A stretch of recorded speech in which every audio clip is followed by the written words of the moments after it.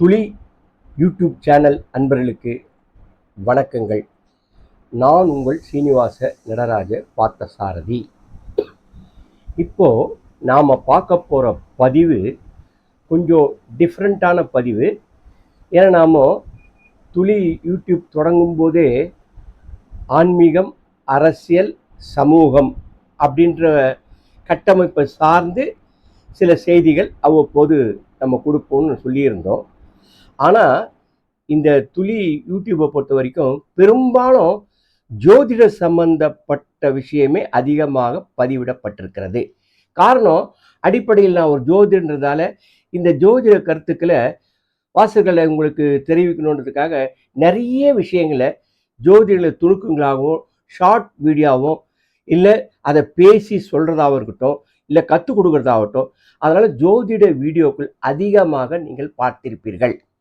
அங்கொன்றும் இங்கொன்றுமாக சில சினிமா விமர்சனங்களையும் சில பேட்டிகளையும் கூட பார்த்திருப்பீர்கள். அதெல்லாம் ரொம்ப சொற்பமானவை. அதே நேரத்தில் சில தவிர்க்க முடியாத சம்பவங்கள் நம்மை சுற்றி நடக்கும்போது அந்த சம்பவங்களை யூடியூப் வைத்திருப்பதன் காரணமாகவே நாமல் ஒதுங்கிவிடக்கூடாது என்பதற்காக சில சம்பவங்கள் மனதை பாதிக்கும் போது அதிகபட்சமாக எல்லா விஷயத்திலும் அது பேசப்படும் போது நாமும் இந்த விஷயத்தில் சும்மா மெத்தனமாக இருந்துவிடக்கூடாது என்பதற்காகத்தான் சில உச்சக்கட்ட நேரத்தில் நம்மளுடைய அபிப்பிராயத்தை சொல்ல வேண்டியது இருக்கிறது. இதுக்காக நான் சொல்ல போகிற விஷயத்துக்கு இவ்வளோ பில்டப் எதுக்குன்னு இப்போவே நான் சொல்லிடுறேன். இந்த பதிவு யார் மனதையும் புண்படுத்துவதற்காக போடப்படுகின்ற பதிவு அல்ல. ஒரு தவறு நடக்கும்போது சுட்டிக்காட்ட வேண்டியதை திருத்திக் கொள்வார்கள் என்ற அடிப்படையில் வேண்டுகோளாகவும் எடுத்துக்கொள்ளலாம். அதே நேரத்தில் தவறு ஏற்படாத வண்ணம் தடுத்து கொள்ளவும் ஏற்பாடுகள் செய்யலாம். ஏன்னா தப்பை நம்ம தப்புன்னு சொல்லி ஆகணும் இல்லைங்களா? அதனால்தான் சில பேர் மெத்தனமாக மௌனமாக இருக்கும்போது தப்பையே ஆமோதிக்கிற மாதிரி ஆயிடுக்கிறதுக்காகத்தான் இந்த பதிவு சமூகம் என்ற அமைப்பை சார்ந்த, அரசியல் என்ற அமைப்பை சார்ந்த ஒரு பதிவாக இது போடப்படுகிறது. அப்படி என்ன பதிவுன்னா, நாம இதே துளி யூடியூப் சேனலில் ஒரு சில வருடங்களுக்கு முன்பாக ஆரம்ப கட்டத்தில் நாடு எங்கே போய் கொண்டிருக்கிறது அப்படின்னு ஒரு சப்ஜெக்டை பதிவாக போட்டிருந்தோம். அந்த பதிவினுடைய கண்டென்ட் வந்து சரமாரியாக அடித்தள மக்கள்லேருந்து சாமானிய மக்கள்லேருந்து நிறைய பேர் சரமாரியாக விமர்சிக்கிறாங்க. ஒரு வாய்க்கு வந்ததெல்லாம் பேசுகிறாங்க. ஒரு மட்டு மரியாதை இல்லாமலாம் சில பேர் விமர்சிக்கிறாங்க. அப்படின்றதுக்காகத்தான் அந்த பதிவு போடப்பட்டிருக்கிறது. நீங்கள் வேணும்னா இந்த துளி யூடியூப் சேனலில் ஒரு 2 வருஷத்துக்கு முன்னாடி இந்த பதிவு போய் பாருங்கள். நாடு எங்கே போய் கொண்டிருக்கிறதுன்றதை வருத்தத்துடன் ஒரு பதிவு போட்டிருப்பேன். அதே பதிவு அந்த டாப்பிக்கினுடைய 2ஆம் பாகம் கூட வச்சுக்கோங்களேன். இப்போ எந்த அளவுக்கு அது உச்சக்கட்டத்தை அடைந்திருக்கிறது, இது இப்படியே போய் கொண்டிருந்தால் நாடு உண்மையிலேயே எங்கே தான் போக போகிறது என்பது தெரியாமல் திக்கு முக்காடி கொண்டிருக்கிறது. அப்படி என்ன விஷயம்னா, அரசியல் பரிசலாக கொஞ்சம் கொஞ்சமாக நெகட்டிவ் சொல்ல போய் இப்போ ஒரு உயர் பதவியில், நல்ல கண்ணியமான பதவியில் இருப்பவர்களை விமர்சனம் என்ற பெயரில், பேச்சு சுதந்திரம் என்ற பெயரில் மிகவும் கொச்சையாகவும் கீழ்த்தரமாகவும் பேசிவிடுகிறார்கள்.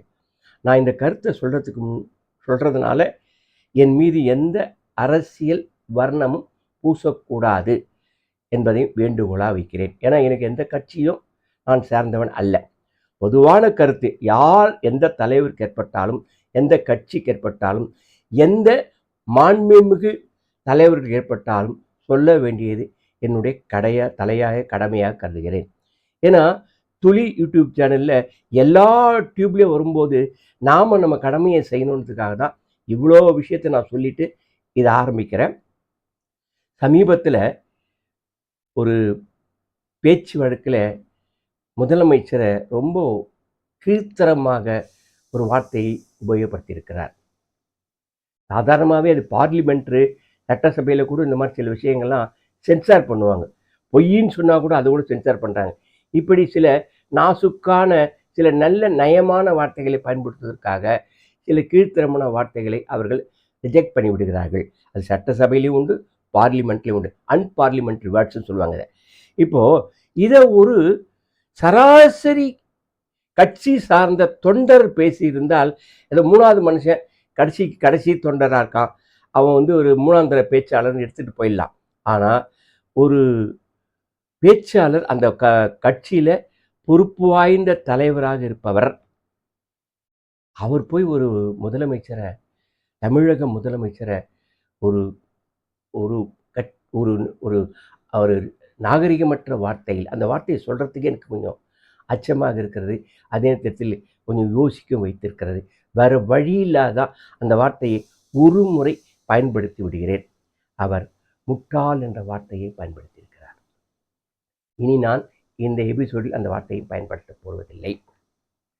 இந்த வார்த்தையை ஒரு முதலமைச்சரை பார்த்து எப்படி அவரால் சொல்ல துணிந்தது? அப்போ இதை ஒரு சாதாரண மனுஷன் சொல்லியிருந்தா சட்டம் சும்மா இருந்திருக்குமா? இல்லை அவர் எந்த கட்சியை சார்ந்தவர், எந்த பெரிய பேனர்ல இருந்தாலும், ஒரு அதிகாரத்தில் இருந்தால் கூட, யார் இதை செய்தாலும் மாண்புமிகு அமைச்சர்களையோ, மாண்புமிகு முதலமைச்சர்களையோ, மாண்புமிகு பிரதமரையோ, எந்த உயர் பதவியில், நாட்டின் உயர் பதவியில் வகிப்பவர்கள் யாராக இருந்தாலும், எந்த கட்சியை சார்ந்தவர்கள் இருந்தாலும் நாகரிகமாக விமர்சிக்க வேண்டும். அவர்கள் சொல்லும் திட்டங்களை விமர்சிக்கலாம். அதில் ஏதாவது கோளாறு இருந்தால், இந்த திட்டங்களை முதல்வர் கொண்டு வந்திருக்கிறார், இது சரியாக இல்லை என்று சொல்லலாம். இப்படி திட்டங்களை சொல்லி அவரை திருத்த வைக்கலாம், இல்லைன்னா குறைகளை சுட்டி காட்டலாம். அதை விட்டு ரொம்ப கேஷுவலாக இதற்கு மேல் எந்த வார்த்தையும் உபயோகப்படுத்துவதற்கு இல்லை என்று முத்தாய்ப்பு வைத்த மாதிரி அந்த வார்த்தையை சொல்லி காட்டுகிறார். இப்படியே போனால் இன்று முதலமைச்சரை தொட்ட அந்த வார்த்தை நாளைக்கு அமைச்சர்களையும் தொடலாம், சென்ட்ரல் மினிஸ்டரையும் தொடலாம், ஏன் பிரதமர், ஜனாதிபதி, முக்கிய கௌரவமான பதவிகளில் இருப்பது கூட இது தொடலாம். இது ஆபத்தான போக்கு, இது மிகவும் ஆபத்தான போக்கு. அதனால் எந்த கட்சியை சார்ந்தவர்களாக இருந்தாலும், எந்த கட்சியின் தலைவர்களாக இருந்தாலும், அவர் பேசக்கூடியவர்களை ஒழுங்குபடுத்த வேண்டும்.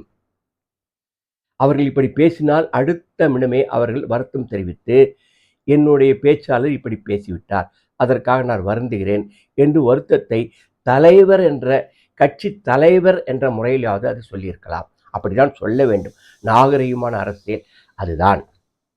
சில பேர் இந்த விஷயத்தை எப்படி யூஸ் பண்ணுறாங்கன்னா, எங்கள் கட்சி தலைமையில் இருக்கிறவங்க சொல்லலை, 3ஆந்தர பேச்சாளர் தான் இப்படிலாம் சொல்கிறாரு அப்படின்னு சொல்லிட்டு ஒவ்வொரு கட்சியிலையும் 3ஆந்தர பேச்சாளர் வச்சுக்கிட்டு அவருக்கு மூலமாக கச்சா முச்சான்னு பேசுகிறாங்க. எந்த பேச்சாளரும் இருந்தாலும் சரி, 3ஆந்தரமாக இருந்தாலும் முதல் தரமாக இருந்தாலும், எந்த பேச்சாளரும் வரம்பி மீறி பேசிவிடக்கூடாது. அதை முக்கியமாக கட்சி தலைமை, கட்சி தலைவர்கள் கண்டிப்பாக தொண்டர்களுக்கு அறிவுறுத்த வேண்டும். அது எந்த கட்சியாக இருந்தாலும் சரி, எந்த அமைப்பாக இருந்தாலும் சரி. இப்படியே போய் கொண்டிருந்தால் என்ன ஆவது? அப்போ இந்த மாதிரி பேசிட்டாரு, அதுக்கு ரியாக்ஷன் ஏன் இல்லை? இந்த மாதிரி சாதாரணமாக ஒருத்தர் பேசியிருந்தால் சும்மா விட்டுருவாங்களா? சட்டம் தன் கடமையை செய்யாதா? அப்போ ஏன் இன்னும் சட்டம் மௌனமாக இருக்கிறது? இதற்கு என்ன காரணம்னு தெரியல. ஒருவேளை அரசியல் வியூகங்களில் தேர்தல் அனௌன்ஸ் வரப்போகுது, என்னைக்கு தேர்தல்னு சொல்ல போகிறாங்க. இந்த இடைவெளியில் இப்படி ஒரு பிரச்சனையை கிளப்பி அதனால் நெகட்டிவோ பாசிட்டிவோ வரலாம் இல்லையா? அதனால் கூட அவாய்ட் பண்ணியிருக்கலாம். இருந்தாலும் தன்னுடைய ஆட்சியின் கீழ் இப்படி ஒரு அபகீர்த்தியான வார்த்தையை உபயோகப்படுத்துது என்றால் அதற்கு தக்க பதிலை அவர்கள் சொல்லித்தானே ஆக வேண்டும். ரியாக்ஷன் காட்டி தானே ஆகணும். அதனால என்ன ஆகிட போகுது? நல்ல ஒரு விஷயத்தில் அவர்கள் செய்தார்னா கூப்பிட்டு மன்னிக்க வைக்கலாம், இல்லை வருத்தப்பட வைக்கலாம், இல்லை அவர் வருந்தும்படி ஒரு பதிவாவது போட வைக்கலாம். எதுவுமே செய்யாமல் அமைதியாக இருந்துட்டா அந்த கட்சியினுடைய தொண்டர்கள் நினைப்பார்கள், இல்லை பொதுவான மக்கள் என்ன நினைப்பார்கள்? ஏன் இவர்கள் மௌனமாக இருக்கிறார்கள்? பேசிவிட்டார் ஒருவர், அவருக்காக ஏன் இவர் மௌனமாக இருக்கிறார்கள் தெரியவில்லை. இப்படியே மௌனமாக இருந்து கொண்டு இருந்தால் இது நாளடைவில் பெரிதாக பூதாங்கரமாக ஆகிவிடும். அதனால இந்த விஷயத்தை ஒருவேளை சொல்பவரும் திருந்த மாட்டார், சொல்பவருக்கு சரியான பனிஷ்மெண்ட்டும் கிடைக்கல. அப்படின்னா இதற்கு யார்தான் பூனைக்கு மணி கட்டுவது என்று பார்த்தால் நீதித்துறை இதில் தலையிடலாம். ஏன்னா மக்களுடைய அதிகபட்ச நம்பிக்கை நீதித்துறையில் தான் இருக்கிறது. சில நீதிமன்றங்கள் வந்து தாமாகவே முன் வந்து சில வழக்குகளை விசாரிக்கிறது நான் நிறைய கேள்விப்பட்டிருக்கேன். அந்த வழக்குகளை இதுவும் ஒன்றாக எடுத்துக்கொண்டு ஏன் இப்படி பேசினார்கள், ஏன் இப்படி பேசப்பட்டது என்று அவரை அழைத்து விசாரித்து அதற்கு தக்க நடவடிக்கை எடுக்கலாம். அது நீதித்துறையின் பராமரிப்பில் தான் உள்ளது. ஒரு முறை இந்த மாதிரி ஒரு நீதித்துறையோ சம்பந்தப்பட்டவர்களோ தண்டனை வழங்கக்கூடிய இடத்தில் இருப்பவர்கள் தண்டனையும் அபராதத்தையும் விதித்து விட்டால் இனி எந்த நபரும் வாய் திறந்து பேச முடியாத அளவுக்கு அந்த தண்டனையும் அபராதம் இருக்க வேண்டும். இப்படி இருந்தாதான் அவங்கள நான் ஒரேடியா தூக்குல போட்டுடலாம் சொல்ல, அது போடவும் முடியாது. சட்டத்தின் முன்னாட நாம வந்து ஸ்லோவா தான் போகணும். அதனால இப்படியே நம்ம அனுமதிக்கவும் கூடாது. அனுமதித்தவர்களை, பேசக்கூடியவர்களை, இனிமேல் பேசுபவர்களை தடுத்து நிறுத்துவதற்கு ஒன்று பேசுபவர் திருந்த வேண்டும், ஆட்சியாளர்கள் தண்டிக்க வேண்டும், அல்லது நீதித்துறை சும்மா பார்த்து கொண்டு இருக்கக்கூடாது. அதனால தயவு செய்து கட்சி தலைமையை வேண்டிக் கொள்கிறேன், நீங்கள் உங்கள் தொண்டர்களுக்கோ பேச்சாளர்களுக்கோ அல்லது மூன்றாந்தர பேச்சாளர்களாக இருந்தாலும் அவர்களுக்கும் சேர்த்து கண்ணியமாக பேச சொல்லுங்கள். தலைமை நாகரிகமாக நடந்து கொள்கிறது. ஆனால் கடைசி மூன்றாந்தர பேச்சாளர் கண்ணியக்குறைவாக பேசுகிறார் என்பது நிறைய யூடியூபில் வந்து கொண்டுதான் இருக்கிறது. ஏன் இப்படி பாரபட்சம்? அந்த கட்சியை சேர்ந்தவர் மூணாந்தர பேச்சாளர் பேசிவிட்டாலும் அது கட்சிக்குத்தானே கெட்ட பெயர். இப்போது முதலமைச்சரை இப்படி ஒருத்தர் பேசிவிட்டார் என்றால் அவரோடு போய்விடுவதில்லை. அந்த கட்சி தலைவர் ஏற்கனவே அந்த தலைவருக்கு 1008 பிரச்சனை இருக்கு இல்லைங்களா? அப்ப அந்த பிரச்சனையோட இந்த பிரச்சனையும் போய் சேர்ந்துக்குது இல்லையா? சில நேரங்களில் அவர் அபூர்வமாக சில செய்திகளை சொல்லிவிடுகிறார். ஒருவர் கம்பத்தில் ஏறும்போது கம்பத்தை விட்டு கீழே இறங்கு என்று சொல்லுகிறார். என் வண்டிக்கு பின்னால் வராதீர்கள் என்று சொல்லுகிறார். குழந்தைகளை அழைத்து கொண்டு வராதீர்கள், வயதானவர்கள் வராதீர்கள் என்று சொல்லுகிறார். ஆனால் ரசிகர்கள் கேட்பதாக இல்லை. எவ்வளோ ட்ரை பண்ணி கூட இந்த ரசிகர்கள் தீவிர வெறியர்களாக மாறி கொள்ளும் போது அந்த வெறித்தன்மை, அந்த அகோர ரசிகத்தன்மைக்கு தலைவருடைய இமேஜ் பாதிக்கப்படுகிறது. எல்லாமே தலைவரை தானே குறை சொல்றாங்க. தலைவரே சரியா பேசலைன்னா இவங்களாம் எப்படி பேசுவாங்க? தலைவரே அட்வைஸ் பண்ணலனா மற்றவங்களாம் எப்படி அட்வைஸ் பண்ணுவாங்க? தலைவரே திருத்தலைன்னா மற்றவங்க எப்படி திருத்த முடியும்? இப்படி தலைவர் மேல் ஏகப்பட்ட குற்றச்சாட்டுகள் அடுக்கடுக்காக வந்து கொண்டே இருக்கிறது. இது இந்த புதிய கட்சிக்கு அழகல்ல. அந்த கட்சி வளரணும்னா, அந்த கட்சி நல்ல பெயர் எடுக்கணும்னா அதை தொண்டர்களிடையே கண்ணியமாகும் தேர்தலை நல்ல முறையிலும் சந்திக்க வேண்டிய சூழ்நிலை ஏற்படுத்த வேண்டும். நான் சமீபத்தில் ஒரு யூடியூப் பார்த்தேன். அந்த கட்சியை சேர்ந்த ஒரு சின்ன பெண், அதாவது வயதுக்கு வந்த பெண் தான். யூடியூப்பில் பார்க்கும்போது 10th படிக்குதுன்னு கேள்விப்பட்டேன். அந்த பொண்ணு சரமாரியாக பேசுது. இன்னொரு லேடியை வச்சுக்கிறதுல என்ன தப்பு? குப்பை பொறுக்கிறவங்க 3 ஜென்ஸை வச்சுக்கிறாங்க, குப்பை அல்றவன் 4 பொம்பளையை வச்சுன்னு இருக்கான், வசதி இருக்கிறவன் 10 பேரை வச்சுன்னு ஜாலியாக இருக்கான், எங்களுக்கு வசதி இருக்குதோ இல்லையோ அது எங்கள் இஷ்டம், நாங்கள் எப்படி ஒன்றாலும் இருப்போம்னு சொல்லிட்டு சரமாரியாக பேசி விடுகிறது. இடையிலேயே முதலமைச்சரையும் சம்பந்தப்பட்ட பெண்மணியும் இணைத்து வேற அவர்களுக்காக வக்காலத்து வாங்குற என்று அந்த பெண் ஒன்றுமே தெரியாது. அந்த பெண்ணுக்கு அரசியலும் தெரியாது, ஒரு மண்ணாங்கட்டியும் தெரியாது. அந்த பெண் 10th படிக்குது.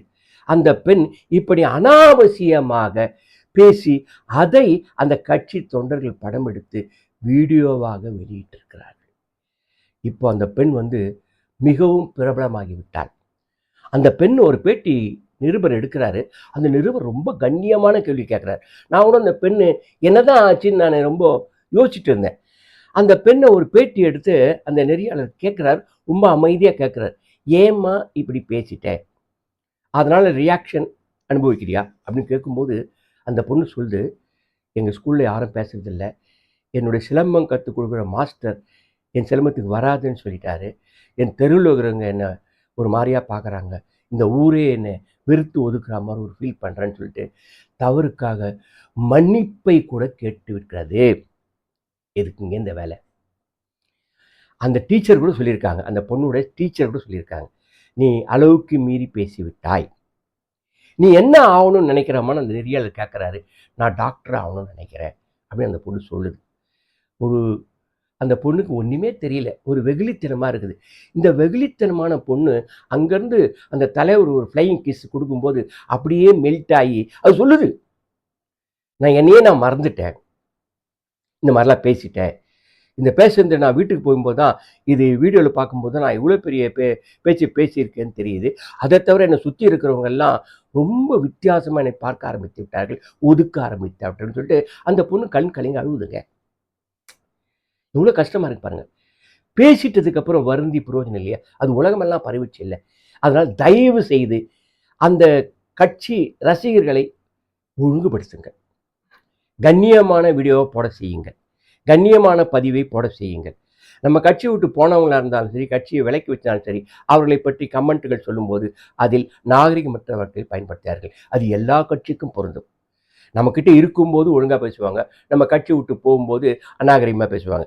இது எல்லா கட்சிக்கும் பொருந்தும். அதனால் கட்சி தலைவர்களுக்கு தயவு செய்து ரசிகர்களாக இருந்தால் அவர்களை பக்குவப்படுத்துங்கள், தொண்டர்களாக இருந்தால் அவர்களை பக்குவப்படுத்துங்கள், நல்ல விஷயத்தில் அவர்களை வழிநடத்துங்கள். எல்லாமே கட்சியும் ரொம்ப அனுபவம் வாய்ந்த கட்சிகளாக இருக்குது. அதனால் மற்ற கட்சிகளுக்கெல்லாம் ஓரளவுக்கு அதை புரிஞ்சு இருக்குது அந்த தொண்டர்களுக்கெல்லாம். இப்போ புது கட்சி ஆரம்பிக்கும் போது அந்த தொண்டர்கள்லாம் ரசிகர் என்ற மனப்பாயிலிருந்து தொண்டர் என்ற மனப்பான்மைக்கு வரதுக்கு ரொம்ப சிக்கலாக இருக்கு இல்லையா? அதனால்தான் எல்லா மீடியாஸும் போய் அந்த ரசிகர்களை அடிக்கடி தொல்லை பண்ணி வீடியோ எடுத்து அது மூலமா கண்டென்ட்டை வாக்கி வியாபாரம் ஆக்கிறாங்க.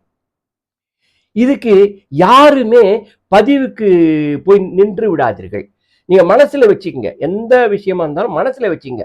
இதை நீங்க பதிவாக போட்டீங்கன்னா உங்க மானம் கப்பல் ஏறி போய்விடும். அதனால தயவு செய்து சொல்றேன், எந்த கட்சி, எந்த அமைப்பு, எந்த பிரிவை சார்ந்தவர்கள் இருந்தாலும் பேசுவதற்கு முன்னால் ஒரு நிமிடம் பார்த்து சொல்லுங்கள். இப்படிதான் இருக்கு. நான் இது மாதிரி பல வீடியோக்களை பார்த்துருக்கேன். ரொம்ப கேவலமான வீடியோக்கள், பதிவுகள்லாம், அதுவும் பெண்கள் போடும்போது ரொம்ப மனதுக்கு சங்கடமாக இருக்கிறது. இவர்கள் பின்னால் ஒரு ஃபேமிலி இருக்குது, ஒரு குடும்பம் இருக்குது, புருஷன் இருப்பான், குழந்தைங்க இருப்பான். இதனுடைய நிலையெல்லாம் என்ன ஆகிறது? இல்லை சுற்றத்தார் இருப்பாங்க, அவங்ககிட்டலாம் எப்படி போய் நிற்கிறது? அதனால் பெண்கள் இந்த பட்சத்தில் எச்சரிக்கையாக இருக்க வேண்டும். ஆண் கெட்டால் அது ஒரு சம்பவம், பெண் கெட்டால் அது ஒரு சரித்திரமாகிவிடும் என்பதை மனதில் வைத்துக் கொள்ளுங்கள். ஆகவே எந்த கட்சியை சேர்ந்தவர்களாக இருந்தாலும் தொண்டர்களே நிதானம் கடைபிடியுங்கள், நேர்மையாக இருங்கள், ஒழுக்கத்தோடு இருங்கள். தலைவர்களே நீங்கள் அவர்களை ஒழுக்கமாக நடத்துங்கள். அதனால தான் இந்த பதிவை போடணும்னு நினச்சேன். என் மனசில் இருக்க பாரத்தை இறக்கி வச்சுட்டேன். இனி அடுத்த சம்பவம் இதுபோல் எங்கும் எப்பொழுதும் எந்த தலைவருக்கும் நிகழ்ந்துவிடக்கூடாது என்பதை உங்கள் பணிவன்பான பாதங்களில் வைத்து வேண்டி வணங்கி கேட்டுக்கொள்கிறேன். நன்றி, வணக்கம். வாழ்க வையகம், வாழ்க வளமுடன்.